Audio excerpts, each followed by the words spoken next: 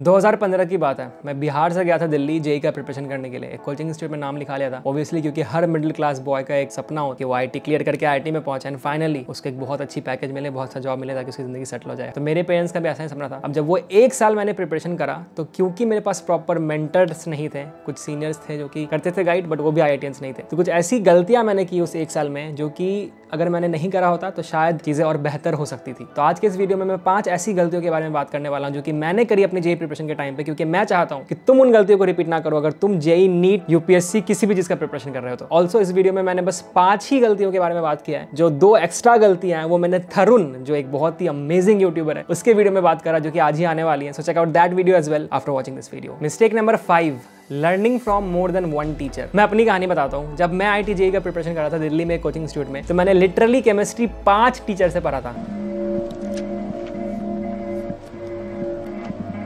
तुम्हें सोच के हंसी आ रही होगी, इसके ऊपर मैंने एक पूरी वीडियो बना रखी है कि मुझे क्यों करना पड़ा था। इस वीडियो को जरूर देखना, तुमको थोड़ी हंसी भी आएगी, बहुत कुछ सीखने को भी मिलेगा। बट अभी अगर मैं अभी की बात करूं तो guys, it was not a very big mistake, but it was a mistake indeed and I will tell you why. जो चैप्टर मैं यहाँ पढ़ रहा हूँ, सेम चैप्टर मुझे वहाँ पे पढ़ना पड़ता था, क्योंकि ऑब्वियसली तुम क्लास को फॉलो कर रहे हो तो उसके अकॉर्डिंग तुमको चलना पड़ेगा। कभी मैं नहीं बैठना चाहता तो भी मुझे बैठना पड़ता था। एंड इससे होता यह था कि ये वाले टीचर उस चीज को कुछ ऐसे सिखाते थे, वो वाले टीचर उस चीज को कुछ ऐसे सिखाते थे। दोनों सही थे अपने अपने जगह पे, बट क्योंकि दोनों जगह मैंने एक ही चीज को अलग अलग तरीके से पढ़ा है तो कई बारी मैं कंफ्यूज हो जाता था। तो अगर तुम ऐसा कर रहे हो ना कि तुम 50 टीचर से पढ़ रहे हो सेम चीज को, तो प्लीज कोशिश करो कि इस चीज को जितना ज्यादा हो सके अवॉइड कर दो। तुमको बहुत ज्यादा डाउट होता है एक टीचर से तो ही दूसरे के पास जाओ। अगर ऐसा हो रहा है कि तुमको इधर समझ में आ रहा है तो इधर ही पढ़ो। तुम ये बहुत ज्यादा कर रहे होगे क्योंकि तुम्हारे पास ऑप्शंस बहुत ज्यादा है। द रीजन इसके तुम्हारे पास ऑनलाइन प्लेटफॉर्म्स है, तो वहाँ पे बहुत सारे टीचर्स अवेलेबल होते हैं। कोई ट्रैक नहीं रहता कि तुम किससे पढ़ रहे हो। तो तुम कभी इससे पढ़ते होगे, कभी इनसे पढ़ते होगे, कभी उनसे पढ़ते होगे, आधा चैप्टर इधर आधा चैप्टर उधर। इससे बेहतर क्या ऑप्शन है? इससे बेहतर ये ऑप्शन है कि एक टीचर को तुम फिक्स कर लो। तुम हर जगह ट्राई करके देख लो कि कौन सा टीचर इनऑर्गेनिक अच्छा पढ़ाते हैं, ऑर्गेनिक अच्छा पढ़ाते हैं। अब तुमने ऑर्गेनिक के लिए मान लो 5 टीचर के साथ ट्राई करा कि अच्छा ये भी पढ़ाते हैं, ये भी पढ़ाते हैं, ये पढ़ाते हैं। तुमको उनमें से कोई एक तो बहुत अच्छे लगे होंगे ना, तो बस उनको कंटिन्यू कर लो। अगर तुम्हारा अकेडमी पे पढ़ रहे हो ऑनलाइन तो वहां पे भी किसी एक टीचर को कंटिन्यू कर लो। हर जगह सेम चीज को पढ़ने की जरूरत नहीं है, क्योंकि इससे सिर्फ और सिर्फ तुम्हारा कॉन्फ्यूजन बढ़ेगा एंड तुम्हारा टाइम वेस्ट होगा, जिस टाइम को तुम प्रैक्टिस में लगा सकते हो, क्वेश्चन सॉल्व करने में लगा सकते हो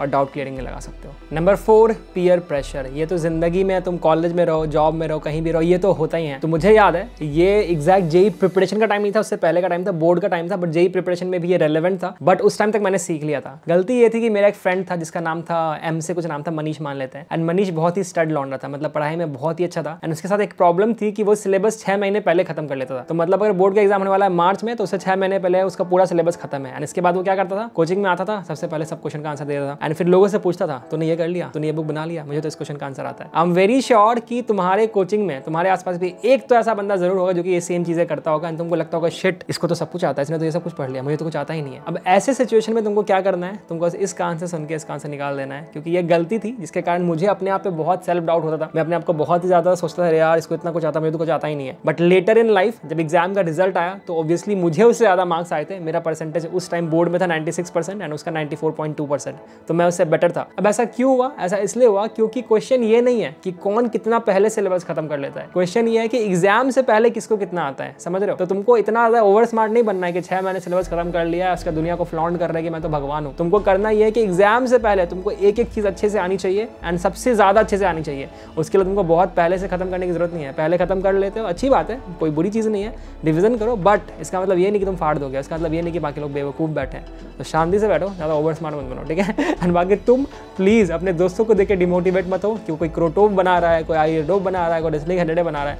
बनाने वाले बहुत कुछ बनाते हैं, कुछ नहीं कर पाते हैं। जो इंटेलिजेंट होते हैं ना वो अच्छी वर्मा निकाल के फाड़ के आ जाते हैं, ठीक है? तो चिल करो, कोई पीयर प्रेशर नहीं लेना, अपने आप पे भरोसा करो, फाड़ दोगे। Mistake number 3, buying multiple books. जब हम प्रिपरेशन शुरू करते हैं ना तो हमको लगता है कि मैं रसनिक हेलिडे भी पढ़ लूंगा, मैं आईडोप भी पढ़ लूंगा, एचसी वर्मा भी पढ़ लूंगा, संगेज लर्निंग भी पढ़ लूंगा, डीसी पांडे भी पढ़ लूंगा, एनसीईआरटी भी पढ़ लूंगा, कुछ मटेरियल पढ़ूंगा। बट भाई क्या कर रहे हो? मैंने ये गलती करी थी कि मैं जब कोचिंग जाता था ना तो मैंने देखा कि जो मेरे केमिस्ट्री वाले टीचर थे, ऑर्गेनिक वाले, डोरा सर नाम था उनका, तो वो ना एक बुक लेके आते थे, पॉला वाई ब्रूस, जिससे वो ऑर्गेनिक केमिस्ट्री पढ़ाते थे। तो मैंने देखा कि यार सर पढ़ा रहे हैं पॉला वाई ब्रूस से, तो मतलब सर को नॉलेज वहां से मिल रहा है। अगर मैं इस बुक को खरीद लूं तो मैं तो सर के लेवल का बन जाऊंगा, मतलब सर को पढ़ा दूंगा, कल को मैं आईआईटी जेईई में तो रैंक फाड़ ही दूंगा। मैं इतने तेजस्वी लोग हैं हमारे पास, कितने शानदार विचार रखते हैं जी। तो मैंने क्या किया, करीब 1200-1300 में वो बुक आती थी। मैं गया मार्केट बेड़सराय, कठौड़े सराय के बगल में था, वहां से वो बुक खरीद के ले आया। इतनी मोटी बुक थी सिर्फ ऑर्गेनिक केमिस्ट्री की, एंड मैंने SN1 SN2 रिएक्शन पढ़ा, इसको पढ़ने मुझे 1 हफ्ता लगा। Trust me on this when I से दिस कि उसके बाद मैं SN1 SN2 रिएक्शन का ज्ञानी बन गया था। तुम एक क्वेश्चन लाके तो मुझे SN1 SN2 से मैं फाड़ के रख के चीड़ के काट के गाड़ देता, मेरे से बेहतर कोई नहीं था उस चीज में। बट द क्वेश्चन इज कि क्या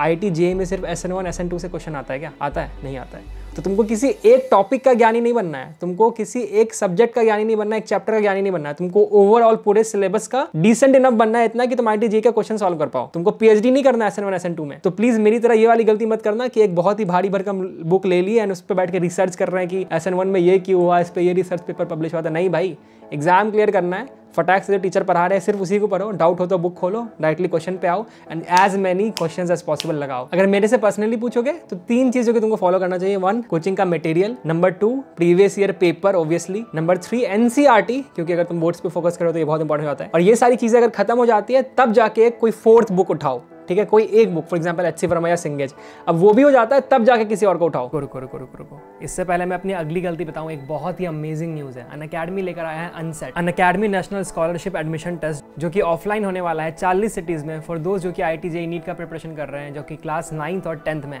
ये 4th और 5th जून को होने वाला है, दैट इज संडे और सैटरडे, और इसका लास्ट रजिस्ट्रेशन डेट है 2 जून को। तुमको ये टेस्ट क्यों देना चाहिए? तुमको ये टेस्ट इसलिए देना चाहिए क्योंकि पहली चीज तो ये कि तुम कितना भी ऑनलाइन टेस्ट दे दो, तुम जब ऑफलाइन देते हो ना तो तुमको एक्चुअल एग्जाम टेम्परामेंट का पता चलता है। तुमने बहुत सारे टेस्ट ऑलरेडी रखे होंगे अभी, क्योंकि कोविड था तो घर पे दिए होंगे, ऑनलाइन दिए होंगे, but this is the right time जब तुम एक्चुअली किसी सेंटर पे जाके, जो अनअकैडमी का सेंटर उन्होंने बहुत सारी सिटीज में भी खोल रखे हैं, वहां पे जाके तुम टेस्ट दोगे, तुमको पता चलेगा कि तुम्हारा एग्जाम टेम्परामेंट कितना अच्छा है। एक तो ये चीज, प्लस साथ में अगर तुम अच्छा परफॉर्म करते हो तुमको 90% तक का स्कॉलरशिप मिलता है, 90% तक का अनअकैडमी पे स्कॉलरशिप मिलता है। उन्होंने 150 करोड़ वर्थ के स्कॉलरशिप तुम्हारी रिजर्व कर रखे हैं। इसके साथ साथ जो टॉप 40 रैंकर्स होंगे उनको आईफोन मिलने वाला है, और साथ में जितने भी पार्टिसिपेंट्स होंगे इस टेस्ट में, उनको अनअकैडमी का टी-शर्ट मिलने वाला है। तो बेसिकली जितना तुम इस टेस्ट को देने में खर्च करोगे उससे ज्यादा का तुमको टी-शर्ट मिल जाएगा, जितना मुझे पता चला है। बस बात यह है कि तुमको रजिस्ट्रेशन वगैरह बहुत जल्दी करना पड़ेगा, क्योंकि 2 जून को लास्ट डेट है रजिस्ट्रेशन का। तो लिंक डिस्क्रिप्शन में अभी जाओ, चेकआउट करो एंड खुद को रजिस्टर कर लो। ज्यादा महंगा भी नहीं है, you just have to use my code NOVAFAM, क्योंकि इस कोड को यूज करने से तुमको अनअकैडमी की सब्सक्रिप्शन पे 10% डिस्काउंट मिलता है और भी बहुत सारे फ्री बेनिफिट्स मिलते हैं। बट हाँ, डेफिनेटली अगर तुम आगे कुछ अच्छा करना चाहते हो एंड साथ में कम पैसों में पढ़ना चाहते हो तो ये टेस्ट तुम्हारे लिए बहुत फायदेमंद हो सकता है। स्टेक नंबर 2,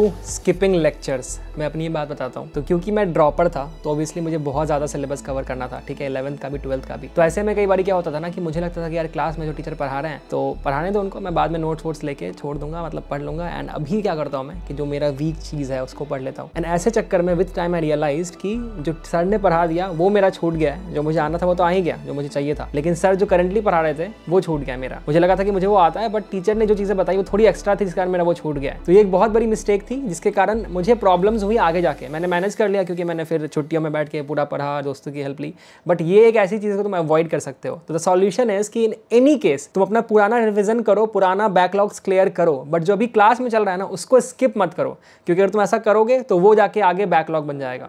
तुमको अगर मन है तो तुम जाके ऑनलाइन ही पढ़ लो, अगर तुम अनअकैडमी से पढ़ते हो या कहीं से भी पढ़ते हो तुम उसको फास्ट फॉरवर्ड करके देख लो ताकि तुम्हारा ज़्यादा टाइम वेस्ट ना हो।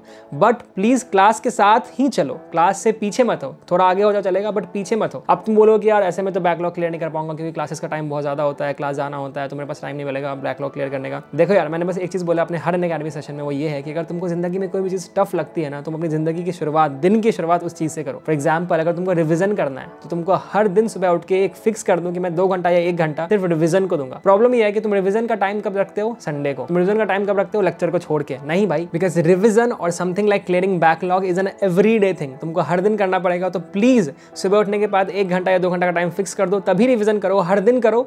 ये नहीं कि क्लास छोड़ के कर रहे हैं। तो please don't repeat this mistake जो कि मैंने करा। अब बहुत लोग ऐसे भी होते होंगे जो कि लेक्चर में खो जाते होंगे। मेरे साथ हमेशा ऐसा होता था कि मैं टीचर को सुन रहा हूँ, सुनना मस्त शुरू करता था, उसके बाद फिर अचानक से अपनी अलग कहानियां बनाने लगता था दिमाग में कि अरे मैं IIT दिल्ली में इवेंट होस्ट कर रहा हूँ, अरे मैं सिंगर बन गया हूँ बहुत बड़ा, यूट्यूब चैनल पे 1 लाख सब्सक्राइबर्स हो गए। ये सारे सपनों में खो जाता था एंड टीचर कहाँ निकल गया क्लास में उसका पता ही नहीं चलता। तुम्हारे साथ भी होता होगा।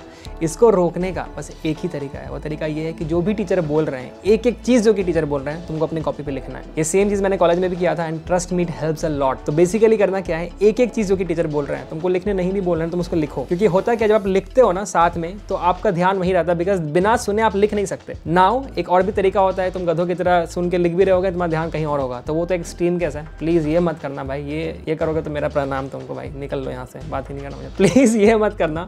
एंड जो भी टीचर पर आ रहे होंगे उसको अच्छे से लिखना, सुन के लिखना, सोच समझ के लिखना, अगर डाउट होता है ऑन द स्पॉट पूछना। तो ये करोगे तो डिस्ट्रैक्ट नहीं होगे, trust me on this, try this. Mistake number 1, the biggest mistake, studying what you love studying. ये बहुत बड़ी प्रॉब्लम थी मेरे साथ एक टाइम तक, उसके बाद मैंने इसको कवर कर लिया। तो प्रॉब्लम ये थी कि मुझे ना फिजिक्स बहुत पसंद था, केमिस्ट्री बहुत पसंद था, केमिस्ट्री तो सबसे ज़्यादा पसंद था। तो मैं 24 घंटे सिर्फ केमिस्ट्री पढ़ता रहता था, ठीक है। एंड इस चक्कर में मेरा मैथ बहुत वीक हो गया था। और मेरा जो रूममेट था अनुराग, उसके साथ ये प्रॉब्लम था कि उसको मैथ बहुत पसंद था, वो 24 घंटे सिर्फ मैथ पढ़ता रहता था। तो इस चक्कर में क्या होता है कि आपका एक सब्जेक्ट तो बहुत स्ट्रांग हो जाता है एंड जो बाकी सब्जेक्ट को पसंद नहीं होता है वो बहुत वीक हो जाता है। बट द क्वेश्चन इज कि क्या सिर्फ एक सब्जेक्ट में अच्छा करके आप IIT JEE क्लियर कर सकते हो? The answer is no.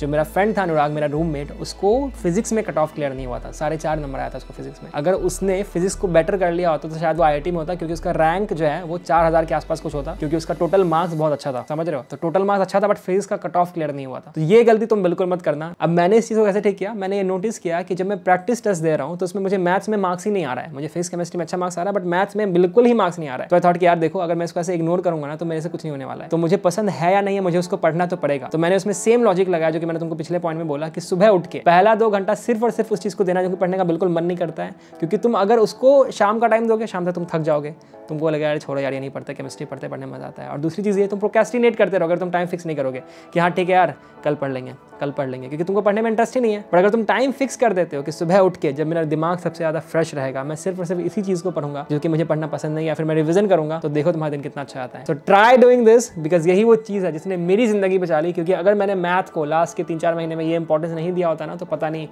क्या होता है यार। तुम शायद मुझे जानते भी नहीं, ये वीडियो भी नहीं देख रहे होते। तो गाइस ये थी 5 ऐसी गलतियां जो कि मैंने करी थी अपनी JEE प्रिपरेशन के टाइम पे। एक बोनस गलती भी है, बोनस गलती, व्हाट आई एम सेइंग। सो या तो बोनस गलती है इसकी, मैं अपने हेल्थ का ख्याल बिल्कुल नहीं रखता था। रैंडमली कुछ भी खा लेता था, कभी भी खा लेता था, और इस चक्कर में मैं एक बार बीमार पड़ गया था। अजीब सी चीज हुई थी, मेरे मुंह के अंदर कुछ इन्फेक्शन सा हो गया था, जिसके कारण मैं कुछ भी खा नहीं पाता था। एंड ऐसा इसलिए हुआ था क्योंकि मैं कालू सराय के गरम पराठे खाता था जल्दी में, क्योंकि क्लास के लिए मैं लेट होता रहता था। और इसके लिए मुझे मम्मी को बुलाना पड़ा था। 1 महीने मम्मी मेरे साथ रही थी, खाना बना रही थी एंड अच्छे से ख्याल रख रही थी। एंड इस चक्कर में मेरा पढ़ाई बहुत डिस्टर्ब हुआ था। तो प्लीज नो मैटर तुम कितना भी टॉपर हो, बहुत स्टड हो, पढ़ने को बहुत टाइम देते होगे, बट खाने पीने, हाइजीन, पर्सनल केयर के साथ बिल्कुल मजाक मत करना। थोड़ा बहुत एक्सरसाइज कर सकते हो तो कर लेना, योगा कर सकते हो तो कर लेना, मेडिटेशन कर सकते हो तो कर लेना, because this will help you in your journey, trust me on this. Otherwise फिर बीमार पड़ जाना, 6 महीने पढ़ा होगा एकदम फाड़ के, फिर 2 महीने कुछ मत पढ़ना, कुछ नहीं होने वाला ऐसे में, ठीक है। तो प्लीज हेल्थ का ख्याल रखना। अब जाने से पहले मुझे प्लीज ये जरूर बता दो कि तुमको और किन टॉपिक्स पे वीडियो चाहिए IIT related. I try my best कि मैं उन वीडियोस को लेके आऊँ। साथ में प्लीज चेकआउट थरुण स्पीक्स का वीडियो, क्योंकि यहाँ पे मैंने जो 5 गलतियां बताई हैं उसके साथ साथ 2 और गलतियां हैं जो कि मैंने थरुण के वीडियो में बताया। थरुण ने अपनी गलतियां भी बताई हैं, तो please check out that video, the link is in the description. Now see you soon in the next video. बता के जाना अगली वीडियो किस टॉपिक पे चाहिए।